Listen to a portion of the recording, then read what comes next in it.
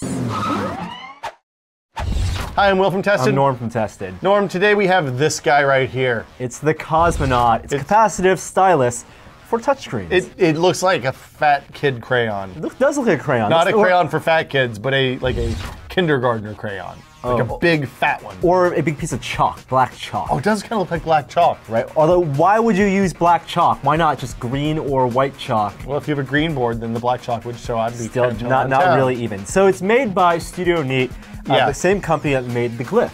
Yes. And if you remember, the Glyph was that small iPhone stand that worked also Braga couldn't use this thing as a stand and also as a mount. Yeah. And they started a Kickstarter project and got enough money to make this, the Cosmonaut. Yes. It's $25 up front. Wow, that's I think the market for capacitive stylus pens is kind of like oversaturated right now. There are tons of crappy thin ones. We've tested them before. Yeah. This one got a lot of attention because of its design. Because it's fat. Because it's fat. How does it work, Will? So, interestingly, it's not just the tip that's capacitive first. The whole thing is capacitive. I'm using Penultimate here, or Penultimate, I guess, which is a writing app. We first quick looked this ages and ages ago when the iPad first came out. But as you can see, I mean, you can basically write, and because Penultimate has palm recognition, it does. You have to turn off multitasking gestures in order to enable it and get good use out of it.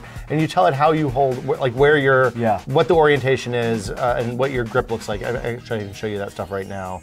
It gives you little diagrams even. So if you hold up here, or like sideways, or from the correct way, then there you go. That's very useful. So if you have your palm rested or grazing the screen while you draw, it's not the end of the world. Awesome. It works okay. So here we go.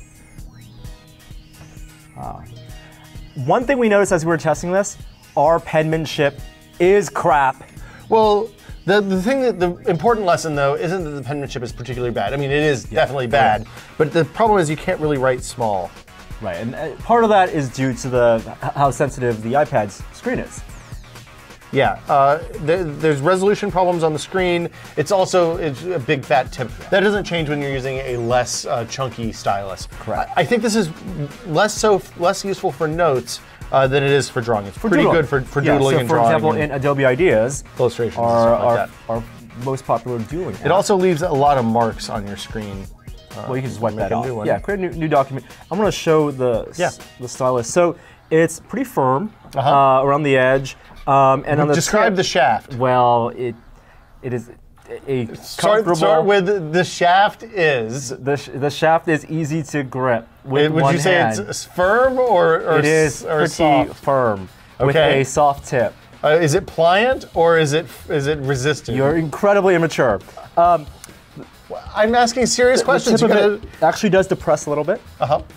It's a little squishy all around. And the back is solid, so if you want to use your eraser mode in Adobe Ideas, you could, Does that work? Naturally, well, you can just use it in the back. Yeah. Okay. If that's how you naturally draw. So draw something here, Chan. Okay, I'll take it. Yeah. Why don't you keep on talking? So $25 seems like a lot for any kind of capacitive stylus. Is the takeaway? That doesn't look. Oh, Norm's drawing a bunny rabbit. I got it. Pictionary. Yeah, this is the Cosmonaut. Norm's drawing right now. Are you almost done with your bunny rabbit? Because I don't have anything else to say. It's a stylus. You can draw things. It's a fat rabbit drawn by a fat stylus. Yes, exactly. Can you, and when you do the back, I don't think No, you gotta hit the eraser button. Okay, so you switch over and then wider. I just killed your bunny. That's all right. So yeah, this is out now. Like if you feel a need for a stylus for the iPad. It is one of the better styluses. This is one of the better ones we've tested. Yeah. I still am not super convinced with the stylus. For me, it's not even worth turning off multitasking gestures in the OS to use the palm detection stuff in Penultimate. Personally, I would use a stylus like this over like a pair of capacitive gloves. Well, no, that's true. So you're saying when you're on the train, you're wearing gloves in the wintertime, this gives you a way to access. I still wouldn't want to type with this. It takes a really long time if you're used to multi-touch typing. But this is it. This is the Studio Neat Cosmonaut. It's out now. It's $25. Comes in a neat package. Don't believe the lies on the box. There's the famous NASA space pen joke in the box. Tell us the space pen story, Norm. Well, NASA apparently spent $12 billion developing a pen that would work upside down, zero gravity, underwater, and in 300 degrees Celsius, while the Russians just use a pencil. That is completely untrue. A lie. The Fisher space pen was developed by Fisher independently. Yes. And then he asked NASA to try it out. And later on, both NASA and the Soviets adopted it for their space programs. That's a lie. This is the Cosmonaut. I'm Norm. I'm Will. We'll see you next time. Bye.